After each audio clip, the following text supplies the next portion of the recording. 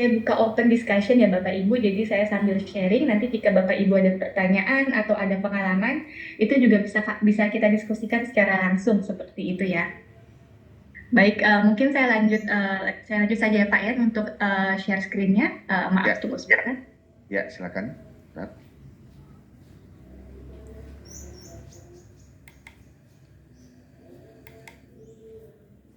Bisa dicoba, Bu, untuk di share screen.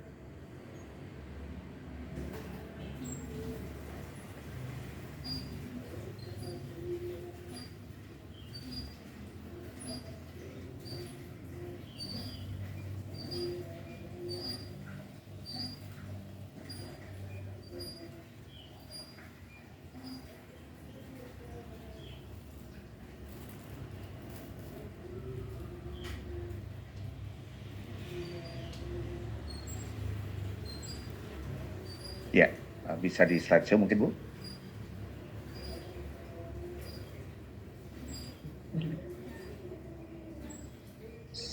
Ya, sudah nampak, Bu.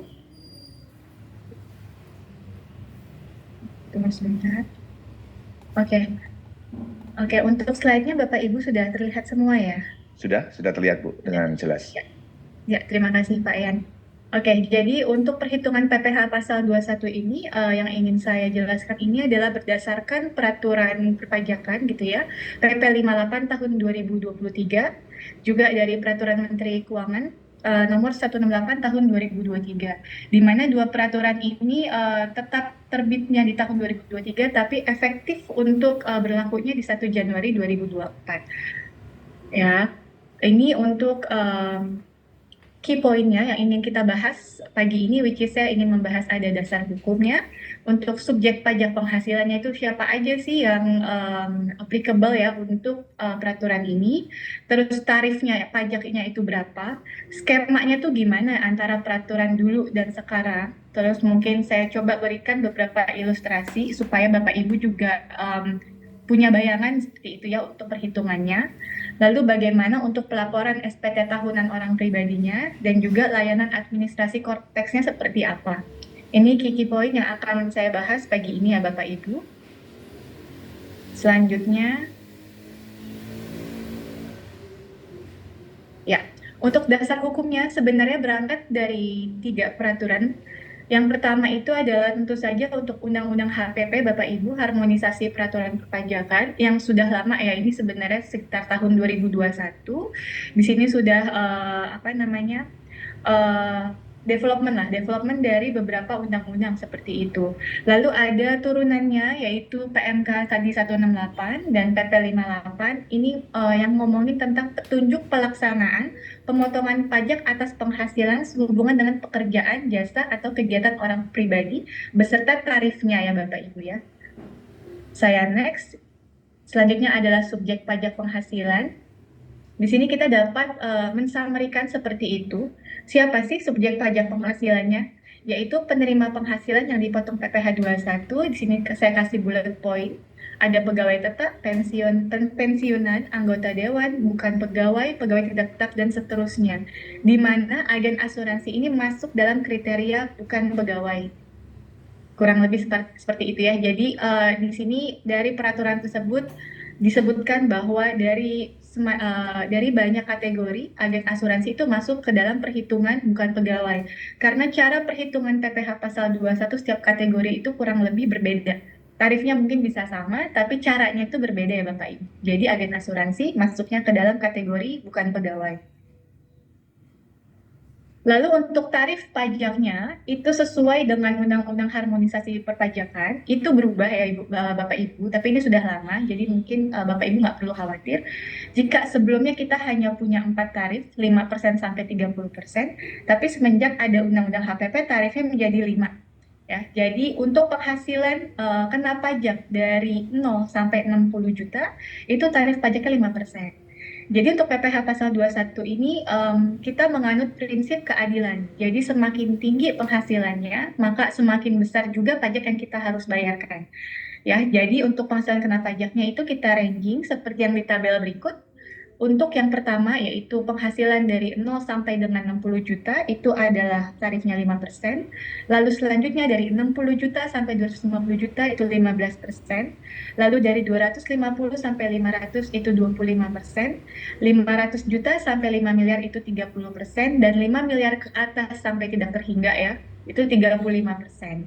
Jadi kalau misalnya kita punya penghasilan, let's say misalnya 5 miliar begitu ya, itu bukan berarti 5 miliar langsung dikalikan 35% ya Bapak Ibu ya.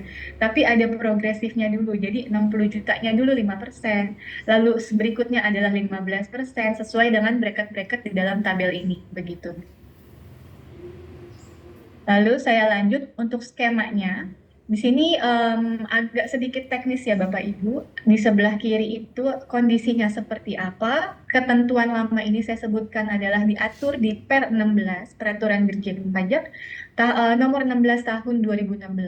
Dan sekarang ketentuan baru tadi yang PMK 168. Bedanya apa sih gitu cara perhitungan pajaknya? Jadi kita ngomongin ada beberapa kondisi dulu ya, di sebelah kiri yang warna biru ada tidak berkesinambungan, ada berkesinambungan dan memiliki NPWP dan hanya memperoleh penghasilan dari satu pemberi kerja. Yang ketiga adalah berkesinambungan juga nih tapi nggak punya NPWP, atau kita tuh bekerja dari lebih dari satu pemberi kerja. Ini kondisi ini kenapa saya tuliskan ada tiga itu ya, karena ini mengacu pada ketentuan lama. Jadi di ketentuan lama di Per 16 itu cara perhitungannya berbeda. Nah, sebelum lanjut nih, mungkin ada yang bertanya apa sih arti berkesinambungan begitu ya. Berkesinambungan itu penghasilannya diterima secara teratur setiap bulan. Jadi misalkan Bapak Ibu udah fix apa namanya menjadi agen pasti menerima penghasilan setiap bulannya itu masuk langsung ke berkesinambungan. Tapi ada juga kita ngomonginnya bukan agent, let's say dia cuma pegawai lepas gitu ya. Dia cuma kerja bulan Februari udah, terus mungkin ada lagi nanti bulan Juli gitu. Itu kan nggak setiap bulan. Itu masuknya nanti ke tidak berkesinambungan. Seperti itu. Lalu untuk di peraturan lama cara perhitungannya adalah yang pertama nih, jadi maaf sebelumnya. Jadi untuk agen asuransi atau tenaga pemasar, cara perhitungan PPh pasal 21 sebenarnya simpel dulu nih ya, kita terapkan dulu. Kita cara perhitungannya adalah bruto, which is total penghasilan Bapak Ibu dalam satu bulan tersebut dikali 50%, itu udah harga mati dulu tuh. Jadi netonya adalah 50% dari total penghasilan yang Ibu terima pada saat tersebut, pada bulan tersebut. Baru dikali tarif PPh. Itu kurang lebih apa namanya cara perhitungannya ya. Tapi apa bedanya dari peraturan lama dan baru? Yang lama itu ada dua hal yang berbeda. Pertama, ada pengurangan PTKP, yaitu penghasilan tidak kena pajak. Yang kedua, penghasilannya itu dilakukan secara akumulatif. Artinya apa? Jadi ketika tadi kita melihat yang ini, Bu, ya, Bapak Ibu tadi melihat saya jelaskan ada bracket-bracket dari tarif pajak. Ya, jadi untuk bracketnya 60 juta, 5%, 15, dan seterusnya. Jadi setiap bulan setelah kita menerima penghasilan dari pemberi kerja, let's say bulan Januari 50 juta, itu masih masuk ke 5%, betul ya? Nanti untuk bulan berikutnya misalnya 50 juta lagi. Artinya apa? Total tahun tersebut penghasilan sudah 100. Jadi nanti di bulan Februari cara menghitungnya adalah dilihat lagi nih. Januari 60.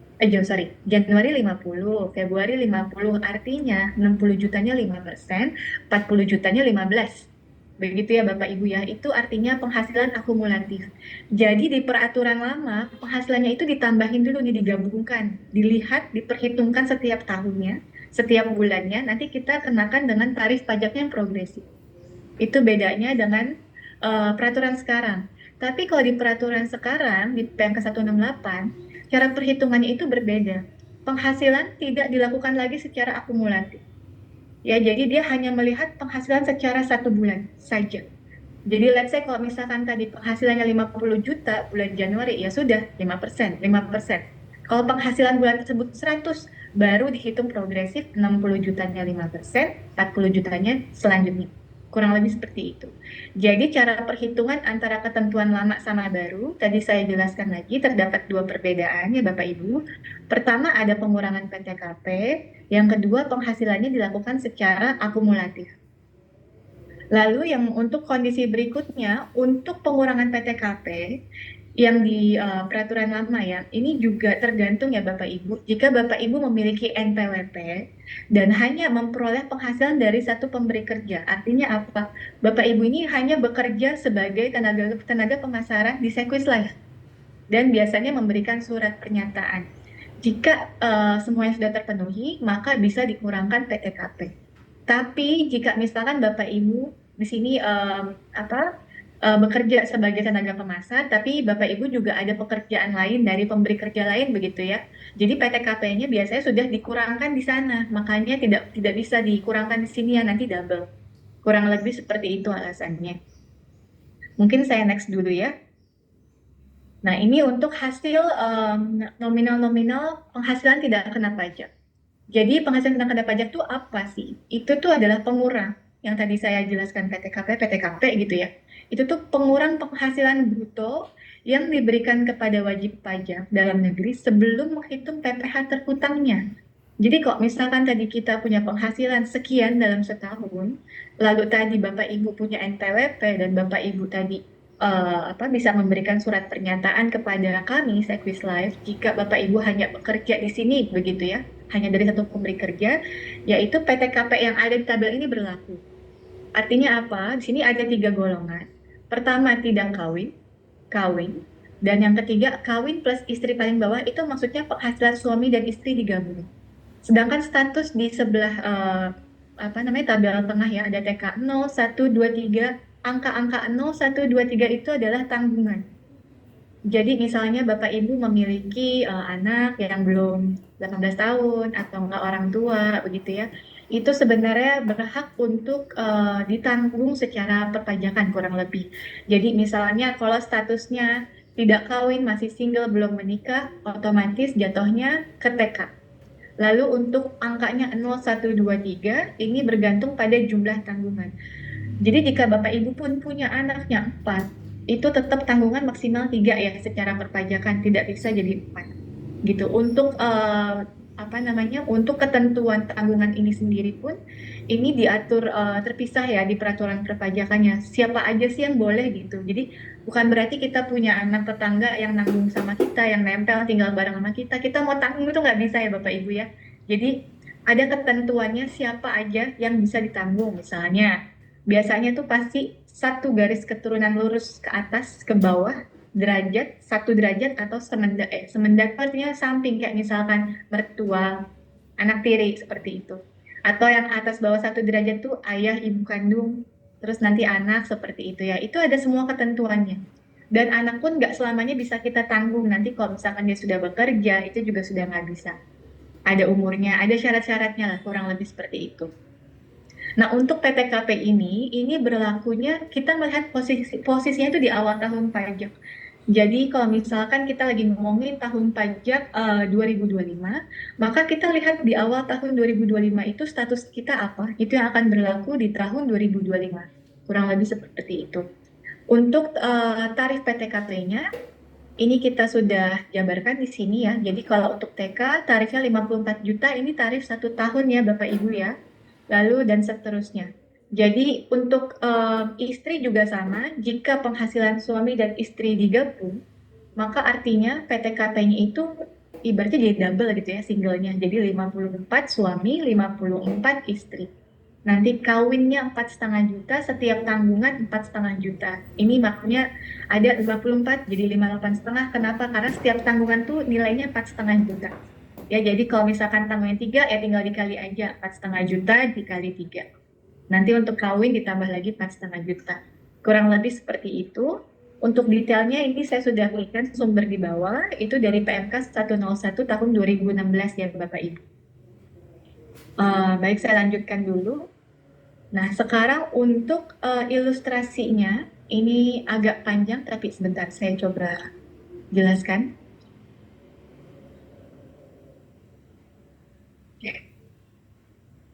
Untuk ilustrasinya saya berikan beberapa ya Bapak Ibu. Jadi untuk contoh case-nya, agen asuransi ini penghasilannya lebih dari 200 juta 1 tahun.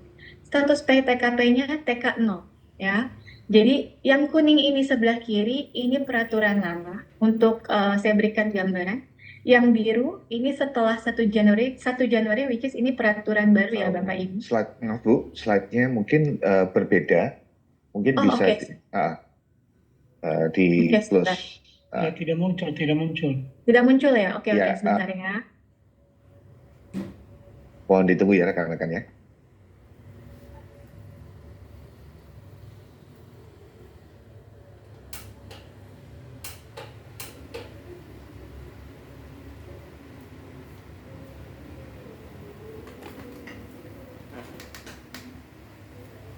Oke mungkin sudah terlihat. Ya, sudah Bu. Sudah ya? Excelnya sudah Oke. terlihat Excelnya. Oh, oke oke. Mohon maaf sebelumnya. Jadi yang pertama ini kita lagi membicarakan agen asuransi penghasilannya 200 juta ya dengan status PTKP TK0.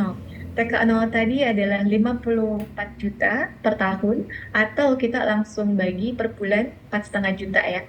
Kurang lebih begini. Nah, jadi untuk peraturan lama, which is yang warna kuning, ini yang tabel warna kuning, untuk perhitungan dari peraturan baru, itu warna biru ya, di sebelah kanan Bapak Ibu. Nah, jadi untuk peraturan lama, ini kita cuman ilustrasi, let's say, untuk tenaga pemasar asuransi, dia menerima penghasilan setiap bulannya sekian ya Bu ya. Bapak Ibu bisa lihat di sini, bulan Januari 30 juta, 25 juta kurang lebih. Nanti untuk dasar pemotongan pajaknya 50%, yang tadi saya bilang.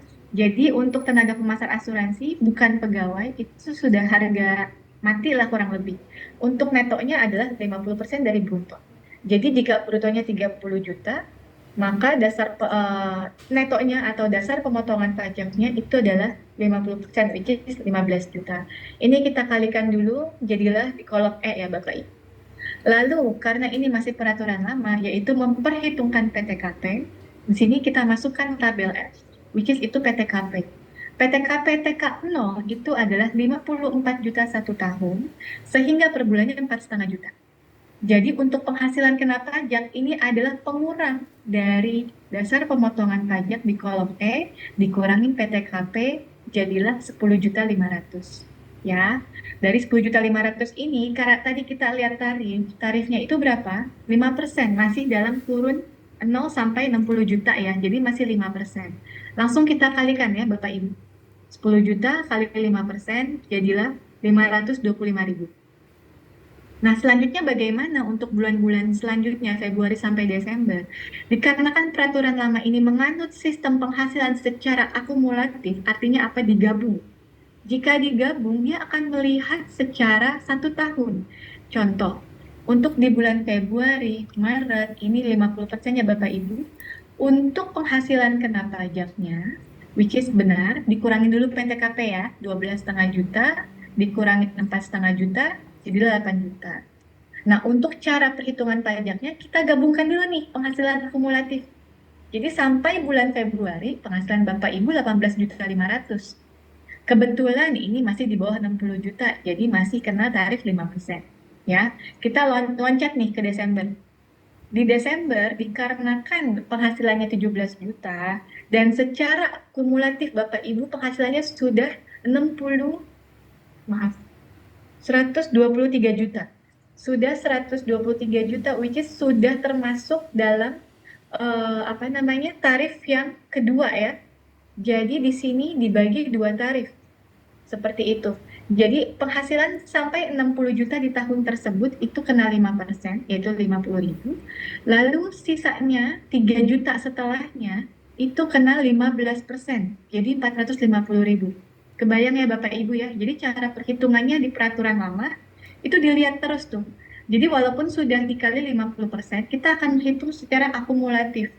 Jadi jika Bapak Ibu sudah kena ke range penghasilan di tarif bracket selanjutnya, itu udah langsung berlaku selanjutnya 15%. Jadi jika ini ceritanya misalnya terus dikebawahin ya, untuk pasar-pasar besar bisa jadi nanti kena 25%, 30%, kurang lebih seperti itu. Jadi finally pajaknya berapa yang dibayarkan secara 1 tahun adalah 3.450.000. Begitu jelas ya Bapak Ibu ya. Ini untuk peraturan lama. Lalu untuk yang baru, cara hitungnya bagaimana? Ini sama persis penghasilan brutonya saya nggak ubah. dasar pengenaan pajaknya which is 50%. Nah, untuk di peraturan baru, satu, Bapak Ibu lihat tidak ada kolom F ya, tidak ada kolom PTKP. Yang kedua, jadi untuk di sini ini dasar pengenaan pajaknya itu langsung dari 50% tanpa PTKP. Yang kedua, dia tidak melihat secara akumulatif. Karena tidak melihat secara akumulatif, langsung dikalikan tarif pajaknya dari bawah lagi 5%. Jadi ketika kita lihat nih Desember, harusnya kan sudah masuk ke 15% ya Bapak Ibu ya. Tapi di peraturan baru, dikarenakan dasar pemotongan pajaknya 8,5 juta nih, ini hanya bulan Desember, which is masih di bawah 60 juta, kenanya masih 5%. Di sini makanya total pajaknya menjadi 5.850.000, kurang lebih seperti itu.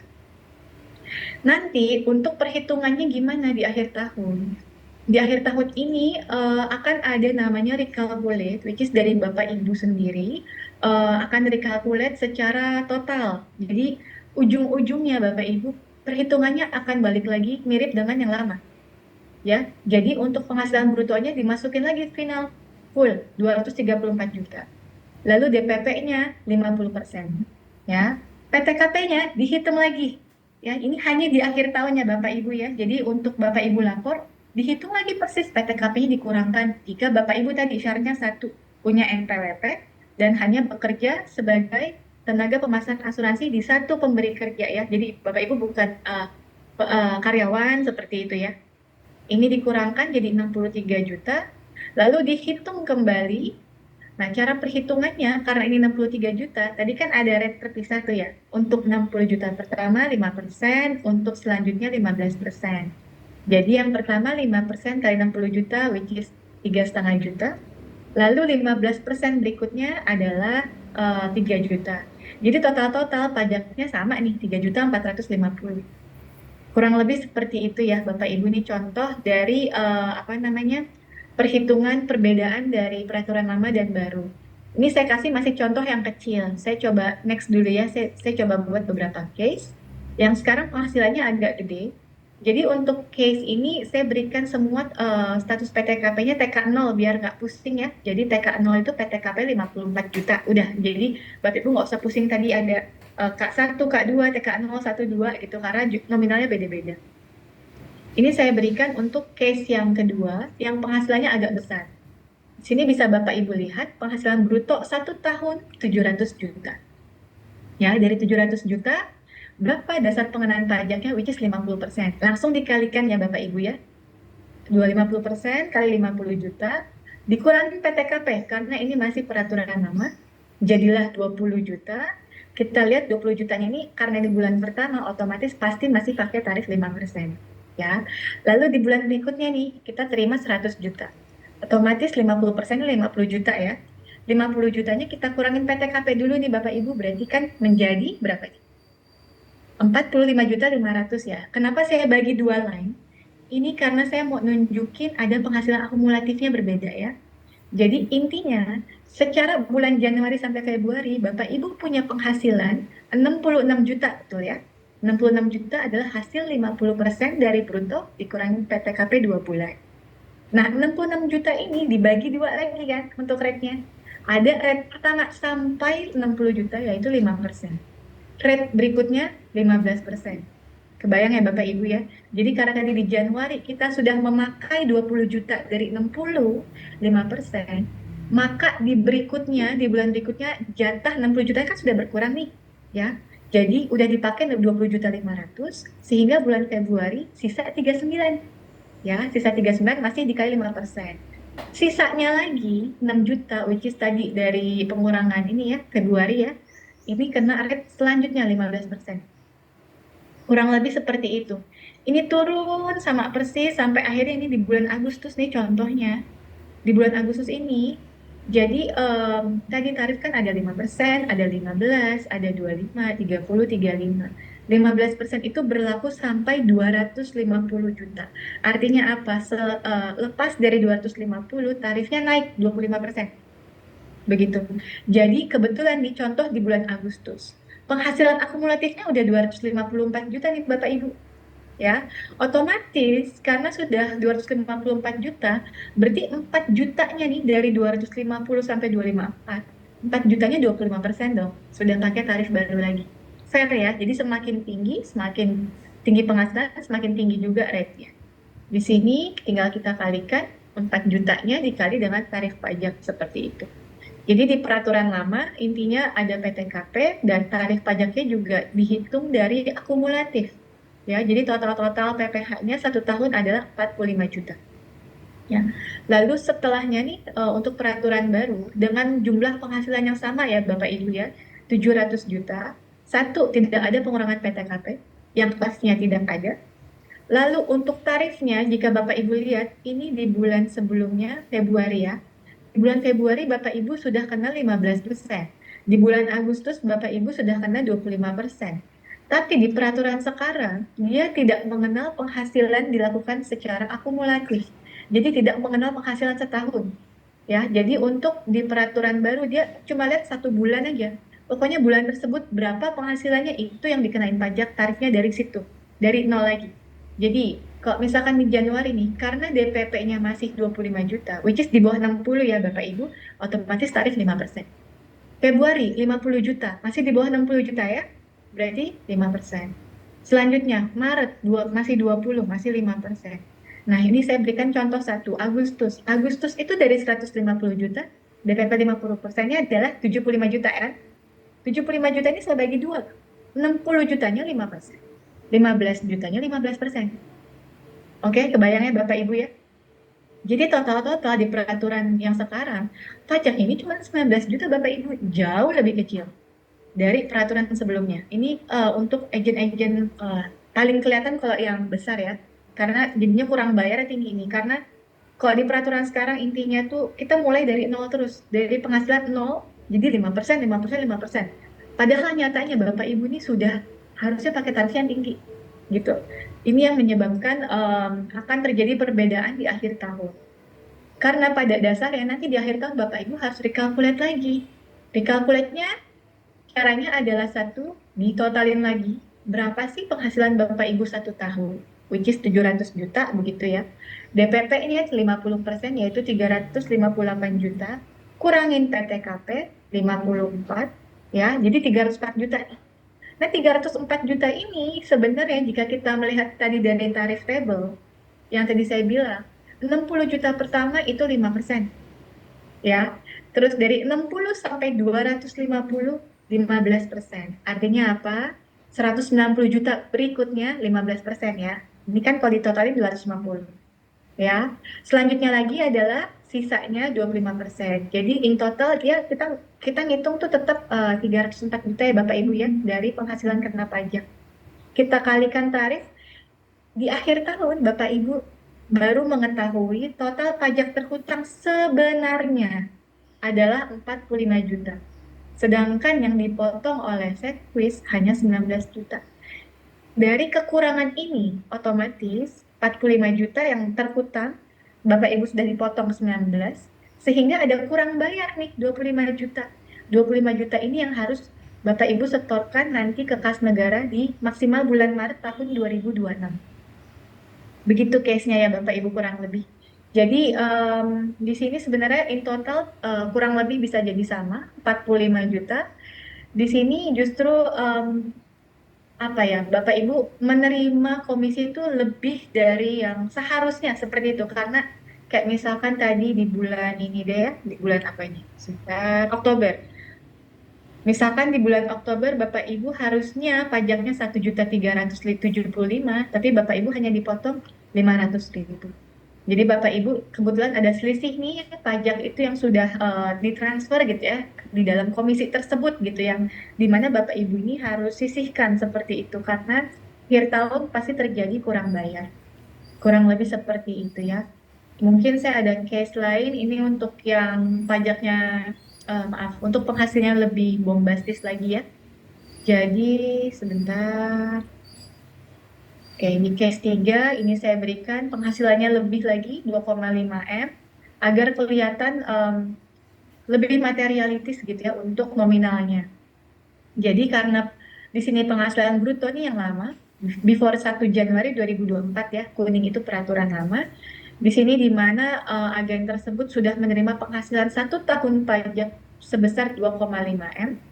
Ya, jadi dengan cara yang sama dihitung 50%. Oke. Lalu dikurangin PTKP 4,5 juta, jadilah penghasilan kena pajak. Di sini kita akumulatif dulu ya Bapak Ibu. Jadi sampai 60 juta pertama 5%. Selanjutnya 15%. Ya, terus 25% sampai akhirnya dia sudah menyentuh angka 500 juta, naik lagi ke 30%. Oke. Sini lanjut sampai akhirnya Bapak Ibu udah tahu masa terutangnya 314 juta. Makanya di peraturan lama ini karena kita menghitungnya udah real, kita menghitung PTKP, kita menghitung secara akumulatif, maka tidak ada rasanya udah jarang sekali ada kurang bayar ya. Kalau di peraturan lama gitu, kayaknya nihil-nihil aja. Jadi total pajaknya 314 juta. Sedangkan kalau kita pindah ke peraturan yang baru, di sini after 1 Jan yang biru, dengan total penghasilan brutonya sama, which is 2,5 M ya Bapak Ibu ya. Dan 2,5 M ini kita kan menghitung lagi nih 50%. Tarif pajaknya tetap 5% dari awal ya. Jadi kalau kayak tadi 100, saya contoh yang besar deh. Ini 400 juta ya. 400 juta dikali 50% itu 200. Oke. 200 jutanya kita lihat nih, 60 juta pertama 5%, sisanya baru 15%. Kurang lebih seperti itu ya Bapak Ibu ya. Jadi di peraturan baru, tadi saya ingatkan lagi, perhitungannya balik lagi dari tarif awal 5% karena tidak melihat penghasilan secara kumulatif 1 tahun. Jadi untuk case yang seperti ini kebetulan penghasilannya sudah besar sekali gitu ya. Pajaknya itu yang saya potong hanya 125 juta. Padahal di akhir tahun nih ketika Bapak Ibu mau submit, Bapak Ibu kan memasukkan lagi ya untuk brutonya diisi lagi dari bukti potong. Bapak Ibu hitungnya sebenarnya persis dengan yang lama. Hitung lagi 50%, kurangin PTKP lagi. Ujung-ujungnya 1,2, ini dihitung lagi berdasarkan progresif. Akhirnya PPh terutang 314 juta. Nah, disinilah ada kekurangan bayar 189 ya, dari 314 dikurangin 125 juta. Sehingga kekurangan bayar ini harus Bapak Ibu setorkan secara mandiri ke kas negara itu sebelum pelaporan, di mana pelaporan SPT PPHOP maksimal adalah bulan Maret tahun depan. Ya, jelas ya Bapak Ibu ya. Ini kurang lebih ini cara perhitungannya antara peraturan lama dan baru. Ini sebenarnya saya ada 2 case lagi, tapi saya khawatir agak panjang. Mungkin saya skip sebentar dulu, nanti jika ada waktu saya balik lagi ke sini ya Pak Ian ya. Iya, silakan Bu. Karena Ya, saya udah ada balik dulu beberapa ke slide. pertanyaan ya. Nah, Ya, silakan Bu, baik. silakan. Baik, saya balik dulu ke slide sebentar.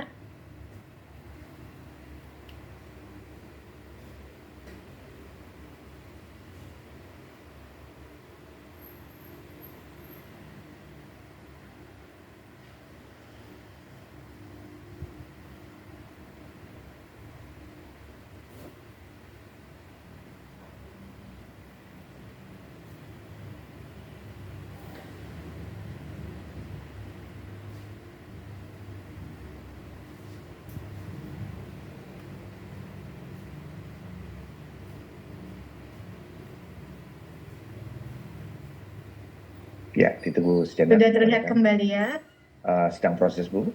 Ya, Oke. bisa di slideshow mungkin. Oke. Ya, ini tadi ilustrasi. Nah, ini saya mau membahas mengenai pelaporannya ya. Jadi untuk pelaporan SPT tahunan orang pribadi, mungkin Bapak Ibu sudah biasa melaporkan kan dulu di DJP online ya. Tapi untuk tahun 2025 itu kita sudah pindah ke Cortex ya. Jadi untuk tampilannya nanti agak sedikit berbeda, untuk websitenya juga berbeda. Tapi di sini saya coba berikan saya lingkari seperti ini ya buat konsep SPT. Nantinya mungkin bisa kami kirimkan secara terpisah langkah-langkahnya jika kami juga sudah mendapatkan secara full ya, karena kita juga belum tahu detailnya nih, karena kita juga sebagai karyawan gitu ya, kita memang nantinya akan submit semua di sini semua. Oke, jadi intinya untuk tahun 2025, tahun pajak mulai 2025 dan seterusnya, kita akan pelaporan itu dilakukan di Cortex ya Bapak Ibu, bukan di DJP online lagi. Lalu untuk layanan administrasi Cortex ini cuma ingin mengingatkan kembali. Yang pertama Bapak Ibu, kemarin sudah sempat saya berikan sosialisasi, which is di bulan Mei sama di bulan September jika tidak salah, mengenai aktivasi akun Cortex ya. Jadi Bapak Ibu pertama harus aktivasi akun Cortex dulu. Ini terlihat ya. Bukan ini aktivasi akun Cortex bukan cuma untuk pembuatan bukti potong ya, tapi untuk pelaporan pajak Bapak Ibu sendiri. Jadi semua administrasi nanti masuk ke Cortex. Yang kedua, ini mengenai NPPN. Mungkin Bapak Ibu pernah mendengar ada norma perhitungan penghasilan neto, di mana sebenarnya agen asuransi ini tadi kan masuk ke 50% ya cara perhitungannya ya untuk DPP-nya. 50%-nya ini sebenarnya kita sebutnya norma perhitungan penghasilan neto. Ya, ini yang ini saya coba disclaimer dulu karena ini masih yang saya jelaskan ini masih berupa saya masih butuh konfirmasi lebih lanjut kurang lebih seperti itu ya. Jadi untuk norma perhitungan penghasilan neto ini saya jelaskan dulu bahwa jadi orang pribadi itu sebenarnya diberikan pilihan ya Bapak Ibu ya. Dia bisa mencatat secara pembukuan ataupun pencatatan. Nah, untuk norma penghitungan penghasilan neto itu untuk penghasilan maksimal 4,8 miliar dalam 1 tahun dapat menggunakan norma penghitungan penghasilan neto. Di mana Bapak Ibu di sini ada kewajiban untuk apa namanya melakukan permohonan bahwa Bapak Ibu ingin melakukan pencatatan menggunakan NPPN, norma penghitungan penghasilan neto. Itu caranya mudah, itu di Cortex nanti bagian di layanan administrasi, ada yang harus diklik dan diisi. Jadi kok misalkan ada yang bertanya, kenapa dari dulu kita nggak pernah gitu ya? Nah, memang seharusnya by regulation, untuk semua yang menggunakan NPPN, perhitungan secara normal, itu seharusnya memang melakukan permohonan. Tapi DJP itu memang mereka juga aware bahwa nggak semua wajib pajak itu melakukan permohonan, tapi menghitung pajaknya sesuai norma penghitungan. Jadi kan nggak sama begitu ya. Ini memang balik lagi nggak semua dilakukan. Tapi saya sudah melihat ada surat himbauan lah kurang lebih, tapi masih internal secara DJP begitu ya. Itu dari atas ke bawah kurang lebih seperti itu. Mereka sedang menghimbau dari sekian banyak nih wajib pajak orang pribadi yang pakai norma hitungnya, tapi nggak lapor, boleh nggak sih dihimbau untuk lapor? Nah, artinya mungkin ke depannya ini akan diminta ya Bapak Ibu untuk permohonan penggunaan NPPN. Waktu pengajuannya kapan sih gitu? Sebenarnya balik lagi by regulation, pengajuan itu 3 bulan awal tahun pertama. Jadi kok misalkan kita ngomongin tahun 2025, itu adalah maksimal Maret sebenarnya ya. Atau Bapak Ibu baru terdaftar, baru punya gitu ya, baru menjadi agen atau baru terdaftar juga, baru bekerja, itu 3 bulan sejak terdaftarnya Bapak Ibu di tahun tersebut yang misalnya baru join Juni gitu ya. Berarti maksimal Juni, Juli, Agustus. Berarti Agustus maksimal Bapak Ibu melakukan submission permohonan penggunaan NPPN. Atau akhir tahun pajak jika Bapak Ibu tadi masuknya di Desember, 3 bulannya kan berarti Februari 2026 nih. Ya, jadi kok ini peraturannya tuh atau. Jadi mana yang lebih dulu 3 bulan atau akhir tahun pajak. Jadi kok tadi masuknya di Desember, berarti ya Desember itu harus submit. Nah, cuman ini kan sekarang Bapak Ibu mungkin lagi bingung lagi loh. Saya belum submit sampai sekarang nih norma. Sekarang sudah bulan Desember, sudah telat dong ya gitu. Nah, ini balik lagi saya disclaimer terlebih dahulu. Ini adalah internal yang saya dari DJP begitu ya. Itu ada relaksasi sampai Desember. Memang ini belum saya kurang tahu apakah Bapak Ibu mendapat informasi dari AR sudah atau belum begitu ya, atau dari KPP masing-masing karena kan berbeda ya namanya sirkulasi. Cuman ada kemungkinan nanti mungkin akan diberitahukan secara terpisah. Dibanding nanti kenapa-kenapa, kayaknya lebih baik submit aja norma perhitungan penghasilan neto di konteks masing-masing. Karena anyway, kita juga menghitungnya berdasarkan norma, which is berdasarkan apa namanya peraturan yang sudah diatur kurang lebih seperti itu. Lalu yang ketiga, jangan lupa untuk pelaporan SPTOP itu tahun 2025 maksimal di Maret tahun depan ya Bapak Ibu ya. Jadi jangan lebih dari situ nanti ada sanksi administrasinya. Kurang lebih seperti itu. Oke, mungkin itu saja dulu Pak Ian. Bisa membuka sesi tanya jawab ya. Terima kasih banyak Bapak Ibu. Ya, terima kasih Bu Ninda Ya, atas pemaparannya ya, dan memang sudah ada cukup banyak pertanyaan di kolom chat ya. Tapi sebelumnya menyoroti lagi Bu bahwa peraturan perubahan ini memang dari pusat ya Bu ya, dari DJP-nya ya Bu ya, tentang cara perhitungannya ini Bu. Ya, baik. Ada betul Pak. pertanyaan, baik. Ini ada beberapa pertanyaan, mungkin saya bantu bacakan saja gitu ya. Yang pertama dari Pak Dani, jika nanggung orang tua tapi tidak satu kakak apa boleh gitu ya?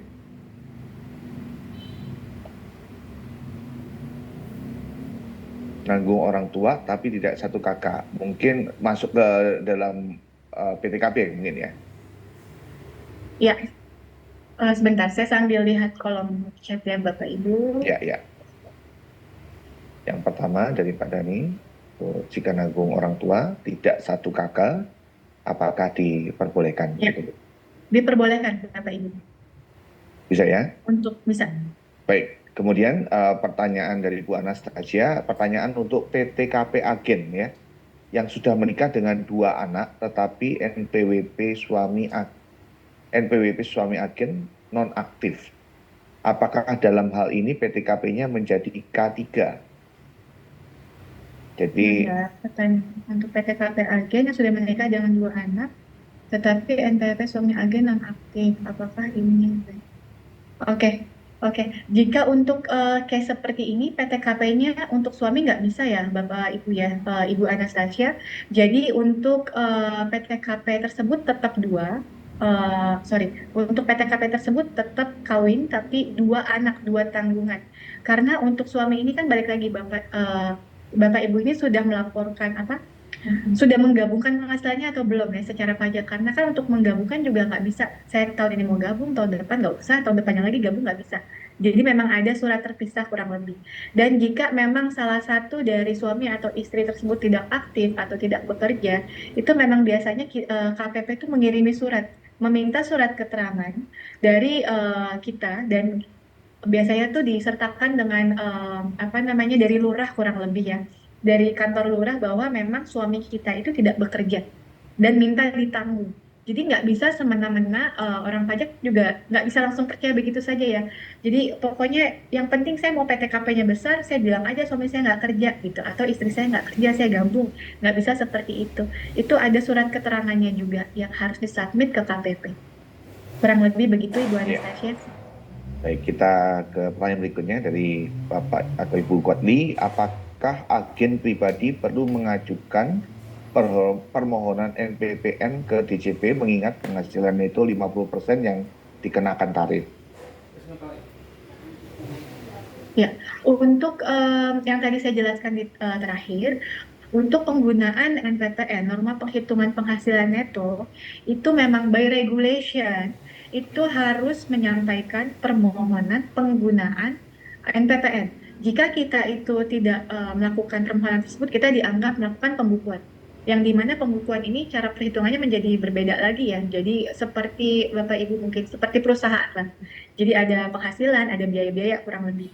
Nah, memang balik lagi yang tadi saya jelaskan Bapak Ibu, untuk sebelum-sebelumnya ini saya bilang nggak semua tenaga pemasar asuransi, bahkan bukan tenaga pemasar asuransi saja ya, tapi wajib pajak lain yang pakai norma, ngitung yang pakai norma, tapi dia nggak submit permohonan, tapi ya kita terima-terima aja secara pajak gitu. Nah, ini himbauan ini kan baru muncul dari dalam, baru mau disirkulat keluar. Nah, ini makanya alangkah lebih baik jika kita itu langsung aja submit untuk permohonan MPPN ke DJP, hanya untuk mitigasi ya, hanya untuk mitigasi. Jadi administrasinya kita terpenuhi. Kurang lebih seperti itu, Pak. Ya, baik. Terima kasih. Berikutnya dari Bu Maria, 50% itu norma, 50% itu norma karena saya dapat panggilan dari KPP untuk buat pelaporan norma Ya, katanya. betul. Terima kasih Bu Maria. Nah, jadi di sini Bapak Ibu bisa melihat secara langsung gitu ya, bahwa sudah terdapat teman agen kita gitu ya, dari Ibu Maria, bahwa beliau sudah mendapatkan panggilan dari KPP untuk pelaporan norma. Artinya apa? Yang tadi sirkulasi saya jelaskan di awal secara internal sudah ada yang keluar nih berarti. Karena memang tadi perhitungan PPh pasal 21 agen itu 50% dari penghasilan bruto, which is itu tuh cara perhitungan normal. Ya, jadi bedain ini Bapak Ibu, kalau pembukuan seperti perusahaan itu cara ngitung pajaknya itu penghasilannya berapa, biayanya berapa, kurang-kurangin gitu. Nanti dapat berapa penghasilan kena pajaknya baru kali tarif. Tapi untuk orang pribadi ini bisa kita bilang wajib pajak tertentu lah ya. Dia bisa dipakai pencatatan deh gitu, nggak harus pakai pembukuan. Jadi kita anggap 50% tuh kayak biayanya seperti itu. Jadi beda-beda, ada kalau untuk agen pemasar itu 50%, nanti untuk jenis usaha lain tuh bisa jadi cuma 20%, bisa jadi 30%, which is ini cara perhitungannya itu kami sebutkannya sebagai norma gitu. Makanya ada baiknya memang untuk melakukan pengajuan ya permohonan SPPN. Ya, ini Pak Halim mencoba untuk menanggapi Pak Kwadli tadi ya. Jadi ini mohon dikoreksi jika salah. Jadi memang perlu dan harus dilakukan tiap tahun, paling lambat 3 bulan di awal tahun. Kecuali tahun 2025 sampai akhir Desember. Kalau tidak, maka dianggap memakai pembukuan ya. Artinya harus merinci biaya-biaya yang ada ya. Sama seperti Ya, yang terima kasih. Bu Betul, Dinda tadi sampaikan ya. betul, betul. Terima kasih Bapak Halim atas penjelasannya. Itu betul. Ya, ya, Bu, ini beberapa pertanyaan yang mirip begitu ya. Jadi bisa nggak sih sebenarnya Sekwis itu melakukan perhitungan itu sama seperti yang sebelumnya gitu ya, sehingga tidak muncul tidak bingung masalah kekurangan bayar begitu Bu. Ini ada Ya, beberapa rangkaian pertanyaan berkenaan dengan itu. ya, ya betul. Memang ya Bapak Ibu ya. Cara perhitungan yang sekarang ini memang agak, saya nggak bisa berkata macam-macam gitu ya. Memang agak membingungkan lah. Agak membingungkan dan saya akui memberatkan untuk teman-teman agen pemasar gitu ya. Karena teman-teman agen pemasar asuransi basicnya mungkin ada yang accounting, ada yang perpajakan mungkin paham. Tapi kalau misalkan basicnya bukan perpajakan, ini kan jadi tidak paham begitu ya. Memang jadi kenapa jadi saya ada kurang bayar, mereka semua nggak sadar kalau ternyata ada yang harus disisihin setiap bulan dan nggak tahu berapa gitu ya, itu memang saya sadari. Dan dari kami sebagai perusahaan memohon maaf dulu sebelumnya bahwa kami tidak bisa balik lagi ke perhitungan lama Bapak Ibu, karena by regulation pun kita sudah berlaku peraturan baru yang dimana kita juga comply. Jadi kita cara menghitungnya memang sesuai dengan peraturan yang sudah diatur begitu. Makanya sosialisasi ini kami lakukan untuk mengedukasi teman-teman Bapak Ibu dari agen pemasar begitu ya, agar aware bahwa dari penghasilan setiap bulan nih ada baiknya disisihin. Kayak tadi dari contoh saya tadi, mungkin tadi saya bisa kirimkan Excel-nya, Bapak Ibu besoknya bisa coba isi gitu ya, kayak semacam simulasi deh seenggaknya. Jadi untuk tahun depannya tuh kalau punya segini, berapa sih yang harus saya sisihin, kan nanti kelihatan tuh pajaknya misalnya harusnya 10 juta, tapi yang dipotong sama Sekwis harus lihat terus ya untuk slipnya ya. Yang apa namanya? Yang dipotongnya misalkan 2 juta, oh berarti saya harus sisihin 8. Kurang lebih memang teman-teman ini harus aware setiap bulannya seperti itu. Begitu Ya, Bapak Ibu semua. ya, dan ada pertanyaan lagi bahwa sosialisasi ini sebenarnya sudah diterapkan sejak tahun lalu ya Bu, kalau nggak salah ya Bu ya. Iya, Seperti itu. Sebenarnya kalau perhitungan seperti ini, kalau boleh tahu Bu izin, itu perubahan-perubahan ini kita bisa dapatkan informasinya melalui media apa ya Bu ya? Kalau misalnya kelak ada perubahan-perubahan lagi begitu Bu, iya. biasanya.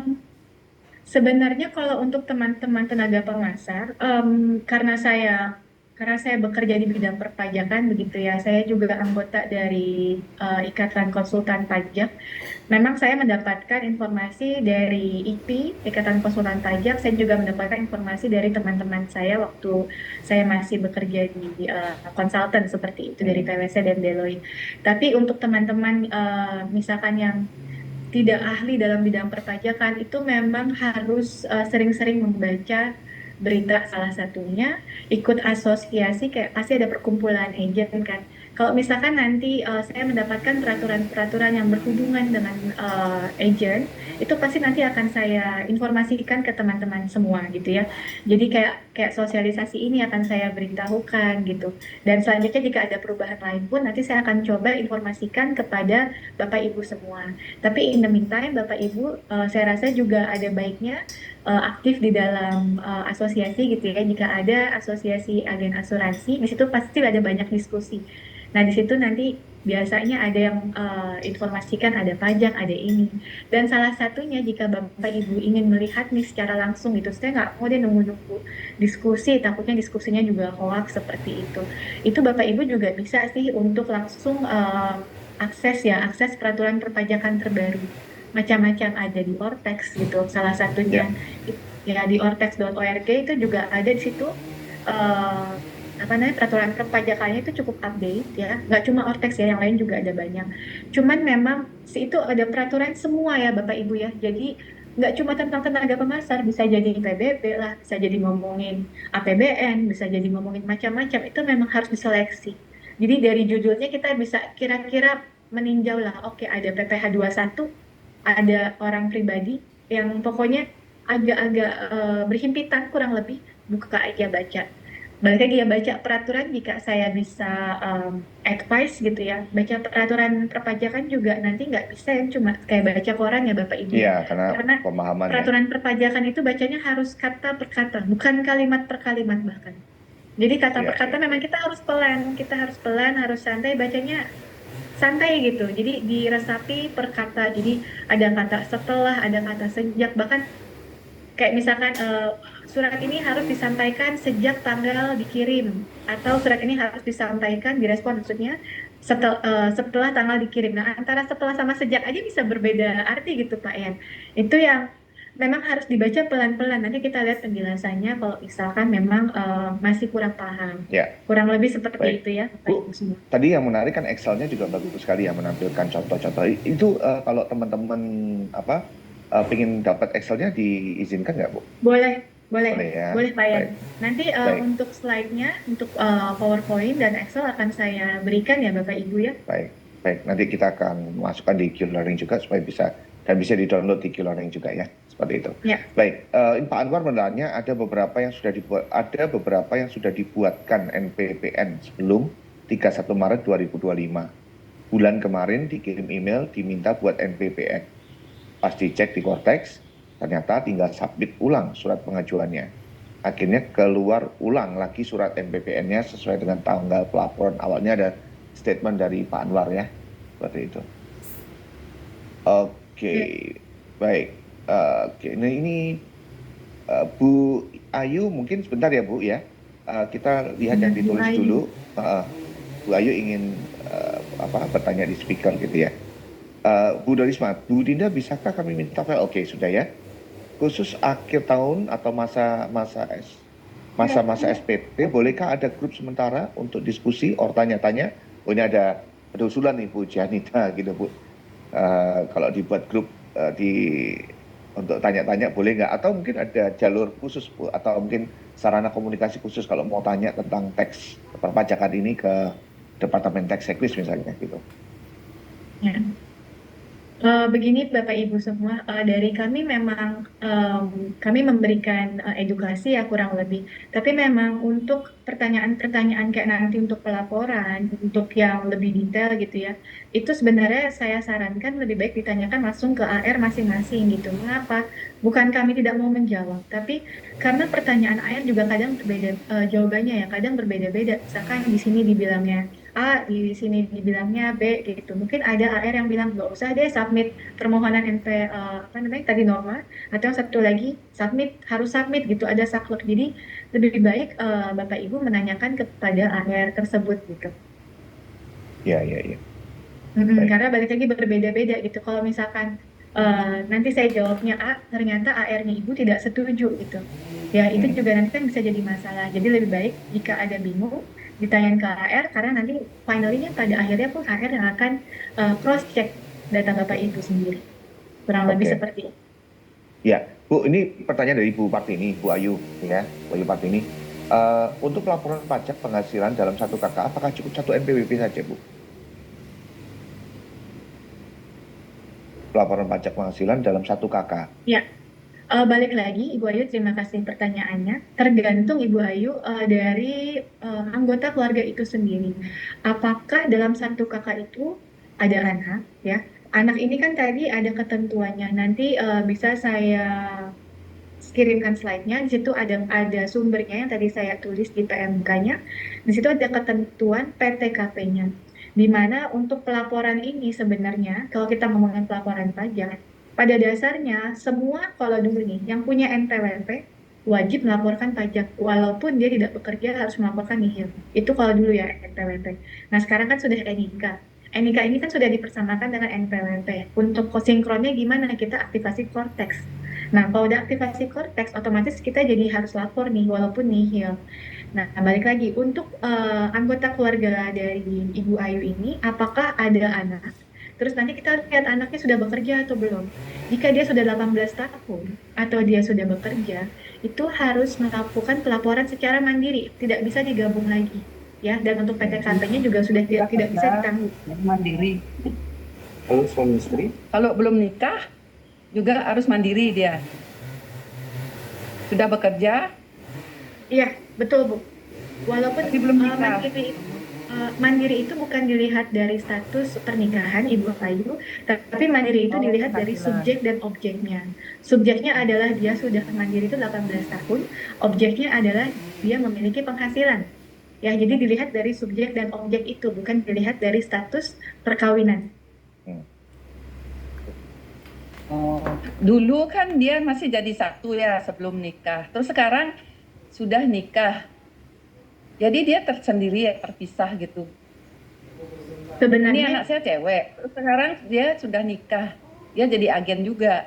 ya, Jadi gimana tuh? Dia tersendiri juga. Berarti dia kan belum punya NPWP dulu. Sekarang jadi harus dia bikin NPWP, dia bikin pelaporan tersendiri gitu ya. betul. Betul sekali Bu Ayu, harus sendiri sekarang. Jadi dia bikin NPWP, pelaporan sendiri. Tapi untuk sekarang Bu Ayu perlu diingat kembali ya, sekarang bukan NPWP, tapi pakai NIK, jadi aktivasi korteksnya. Jadi anak ibu ini aktivasi korteks pakai nomor NIK-nya anak ibu, nanti di situ langsung bisa melaporkan pajak secara langsung.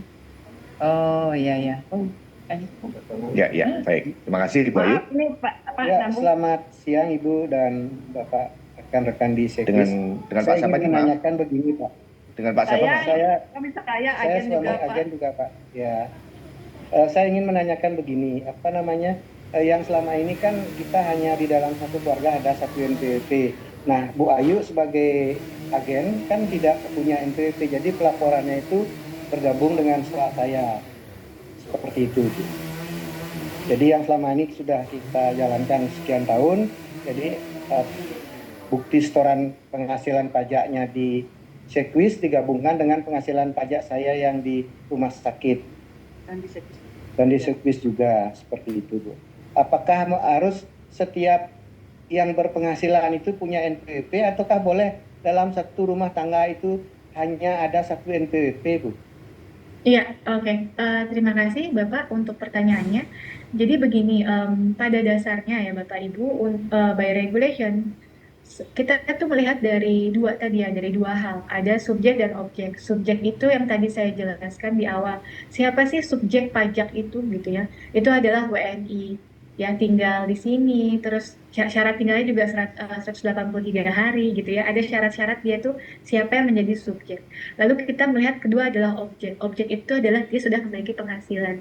Jika dua hal ini terpenuhi, ada subjek dan objek, memang seharusnya dia menjadi wajib pajak tersendiri ya, secara mandiri.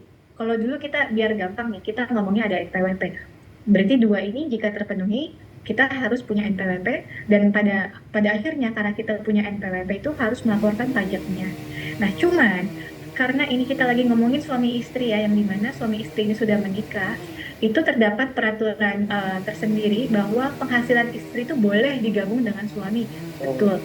Ya, jika boleh digabung dengan suami, maka pelaporan pajaknya memang atas nama suami dan dilaporkan di SPT-nya suami. Jadi digabung secara neto seperti itu. Baik.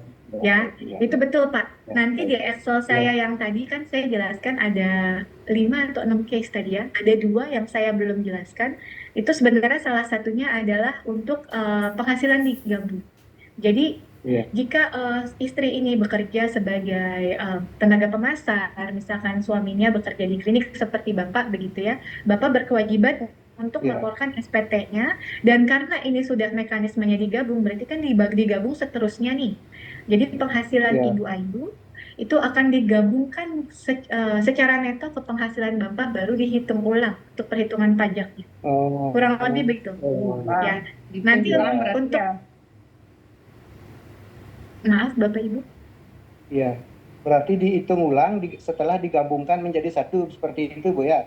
Betul sekali. Betul sekali Bapak Ibu. Iya. Iya, Nanti saya berikan contoh di Excel-nya untuk lebih terbayang, itu nanti bisa. Ya, iya. baik. Oke, Mungkin nanti baik. kita Baik. ulas Karena beberapa hal dulu dulu tidak ya. digabung itu menjadi kurang bayar Bisa gitu. dihitung ulang kan? Ya, dulu kan tidak dihitung ulang soalnya. Ya, baik. Iya, ya. Baik, Bu. Udah Pak Yan udah ngerti. Ya, baik. Ya. Makasih Ya, Bapak Yan, Ya, makasih baik. Mbak. Bu Cecilia ya bertanya, sama-sama Ibu. ya, Bu Cecilia bertanya, Bu Dinda, saya dengar ada peraturan baru bahwa untuk harta kekayaan harus ditulis sesuai dengan harga pasar saat ini, ya, terutama untuk rumah dan lain-lain. Pak Halim membantu menjawab benar. Bagaimana Bu konfirmasinya? Ini agak sedikit berbeda sih, ini tentang pencatatan harta gitu ya.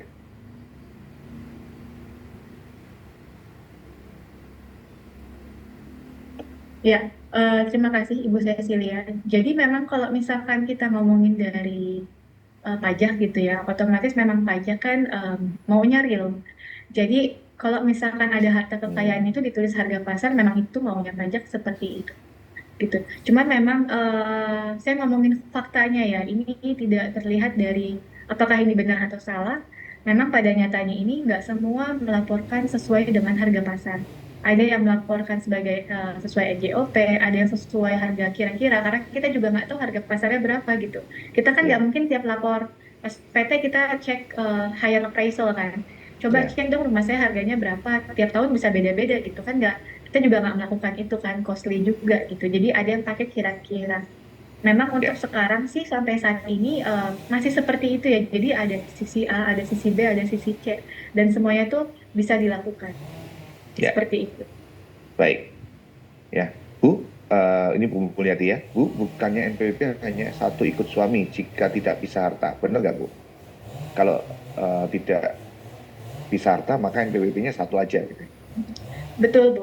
Jadi maksudnya begini, jika istri ini kan macam-macam ya. Ketika suami istri menikah, apakah ketika ini kita ngomongin individu ya, ini dua individu, ini suami, ini istri. Nah, sebelum menikah, apakah dua ini udah punya NPWP atau belum?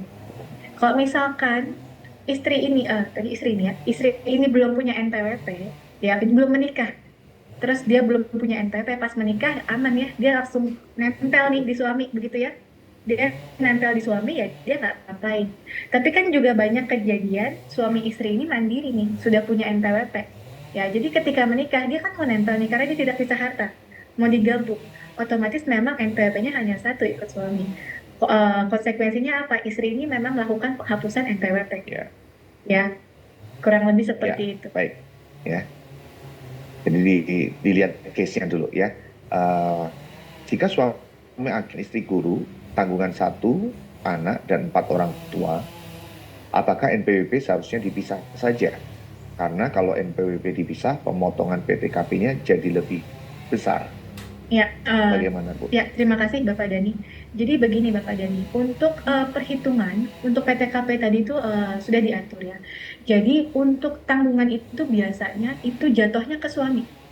Jadi kalau misalkan kita ngomongin penghasilan ini secara perhitungan pajaknya dipisah suami istri, PTKP itu tanggungan, maaf, tanggungan itu biasanya jatuhnya ke bukan biasanya, pasti jatuhnya ke suami dulu yang prioritas.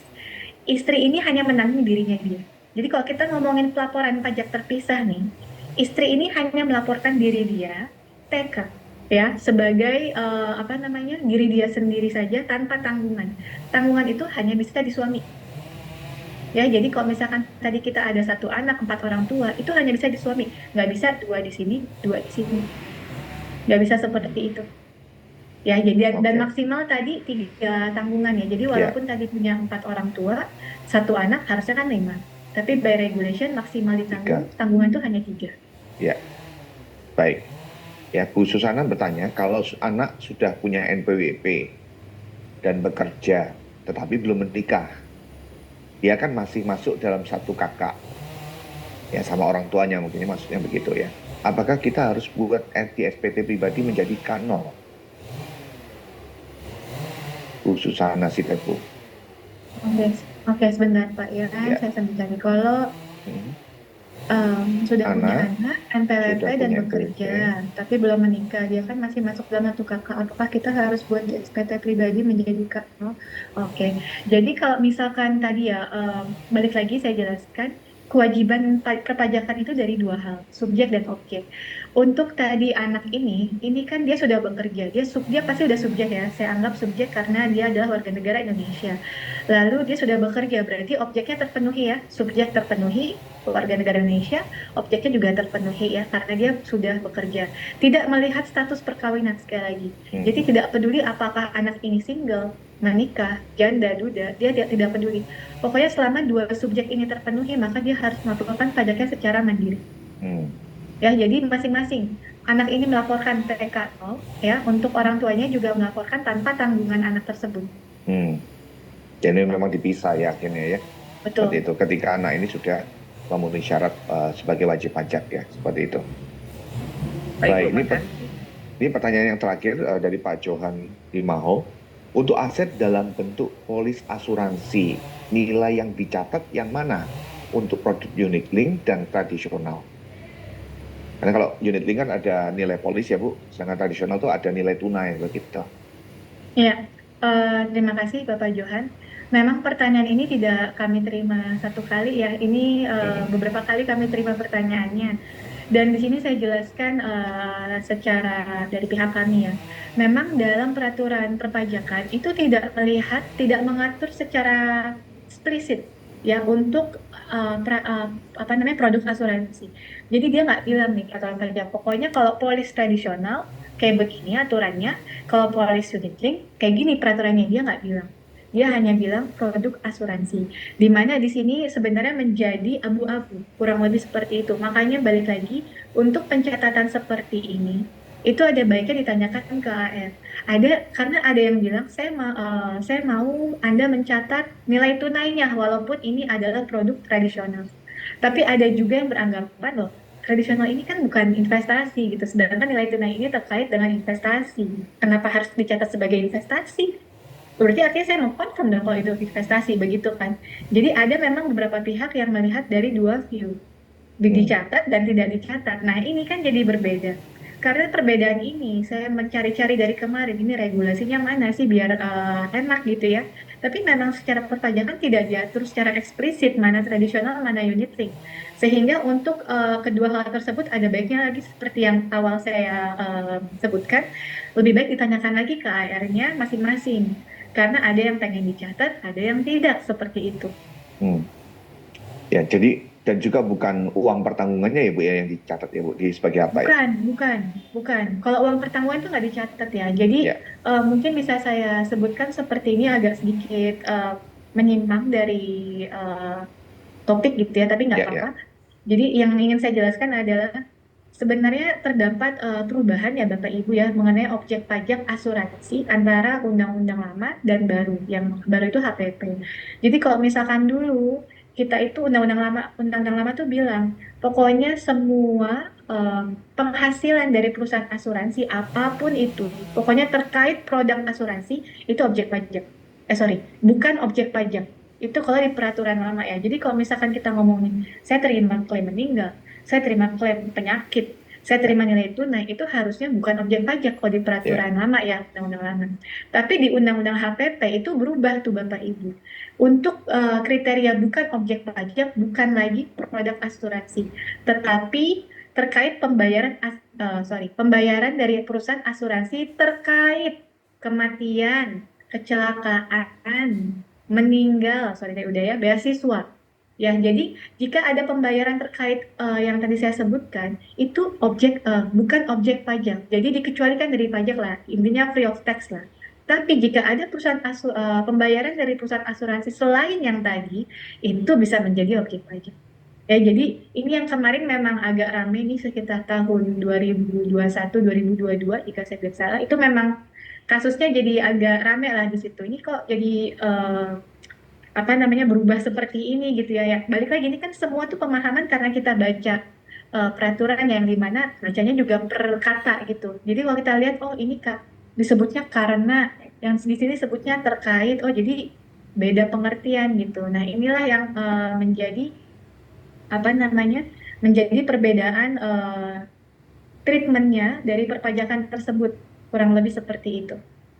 Ya, baik. Ya, kita masih ada sebenarnya waktunya juga sudah over. Cuman Bu, boleh satu pertanyaan lagi nggak dari Bu Ayu, Bu? Mungkin singkat saja ya Bu Ayu ya. Ya boleh Pak Yan. Ya, silakan Bu Ayu, mungkin open mic bisa singkat saja. Oke, Pak, mengenai apa? Kita kan sudah lapor berdasarkan slip itu pemotongan pajak tuh sudah sesuai. Terus kenapa ya terjadi kekurangan bayar lagi? Itu yang masih tadi. Halo, ya. Pak, mohon maaf ini sedikit masih kurang mengerti saya. Halo? Ya, silakan Pak. Kita kan sudah dipotong nih pajak penghasilan kita oleh perusahaan. Nah, setelah kita melaporkan, seperti saya misalnya kan setiap bulannya itu penghasilannya konstan, Pak, untuk di rumah sakitnya. Ya, kemudian setelah kita melaporkan pajak penghasilan kita di tahun terlapor, ada kurang bayar, Pak. Dari mana ininya itu ya, perhitungannya? Padahal kita sudah setiap bulannya sudah dipotong oleh perusahaan dan sudah distorkan ke pajak. Nah, sementara pada saat kita melaporkan di bulan Maret itu, kok bisa muncul kurang bayar seperti itu yang sering saya alami. Terima kasih ya. Ya, terima kasih Bapak Ibu. Sebenarnya pertanyaan Bapak Ibu yang barusan itu adalah topik sosialisasi hari ini, bahwa mengapa terjadi kurang bayar karena ada perbedaan peraturan ya. Jadi ada update peraturan yang lama, which is tadi di PMK 168 itu berlaku 1 Januari 2024. Ya, jadi cara perhitungannya memang berbeda. Jika tadi Bapak Ibu sempat ikut sesi ini dari awal, itu tadi ada slide mengenai tax bracket. Ya, jadi tarif pajak itu ada bracketnya dari 5%, 15, 25, 30, 35 begitu ya. Jadi untuk masing-masing tax bracket ini tergantung dari jumlah penghasilan. Semakin besar penghasilannya, semakin besar juga tarif pajak yang berlaku atas penghasilan tersebut. Nah, jadi kalau misalkan ngomongin penghasilan lama dan penghasilan baru, itu berbeda. Makanya Bapak Ibu bingung nih sekarang, kenapa saya sudah dipotong pajaknya oleh perusahaan, oleh pemberi kerja, kok saya masih harus bayarin pajaknya. Nah, disitulah peraturan tersebut bekerja ya. Jadi kalau misalkan peraturan lama, semua penghasilan itu dihitung secara akumulatif Bapak Ibu. Jadi pertama ada pengurangan PTKP, yang kedua ada penghasilan dilakukan secara akumulatif. Jadi semakin besar penghasilan dalam 1 tahun, pajaknya naik. Jadi misalkan Bapak Ibu sudah penghasilan 500 juta, pajaknya sudah 25%. Nanti kalau misalkan Bapak Ibu penghasilannya masih 60 juta, pajaknya 5%. Dia di situ cukup fair. Untuk peraturan lama, hitungnya akumulatif nih ya, dalam 1 tahun. Jadi tiap bulan kita rekon.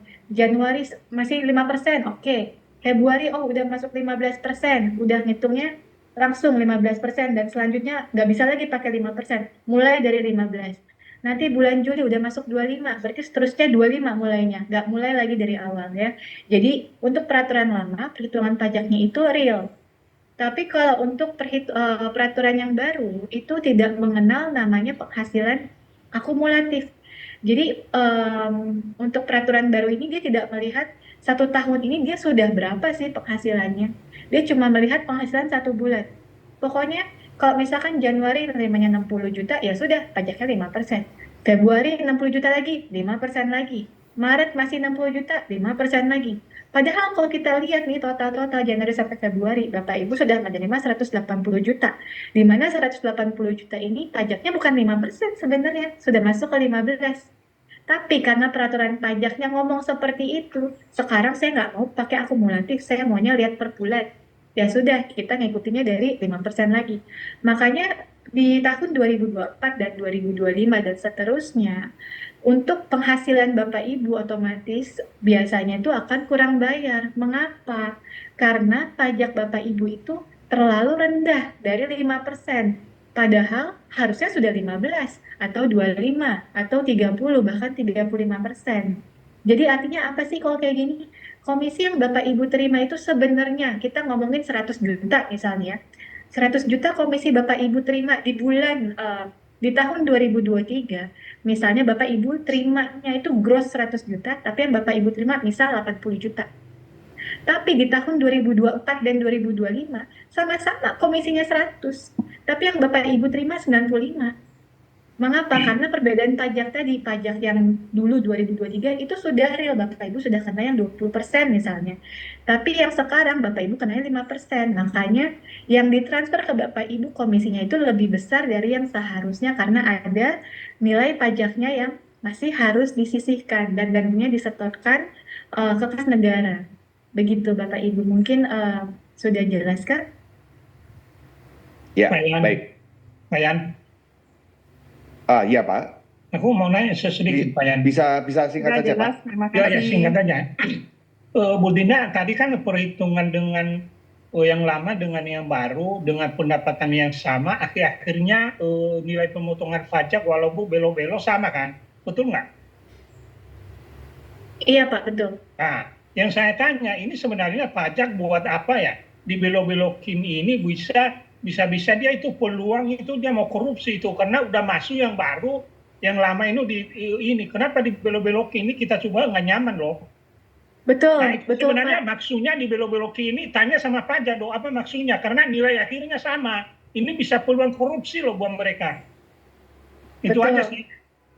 Ya, betul Pak. Memang itu menjadi masukan-masukan dari kami semua ya ketika peraturan pajak ini keluar gitu. Tapi memang pemerintah punya alasan tersendiri mengapa seperti itu cara menghitungnya Pak.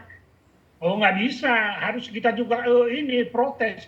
Jangan Ya, seenaknya ngasih tentunya peraturan tapi dia mau aja nggak bisa. ya, tentunya rekan-rekan dari Tax juga sudah memberikan aspirasi itu ya, Bu Dinda ya, ke Betul Pak. DJP terkait gitu ya.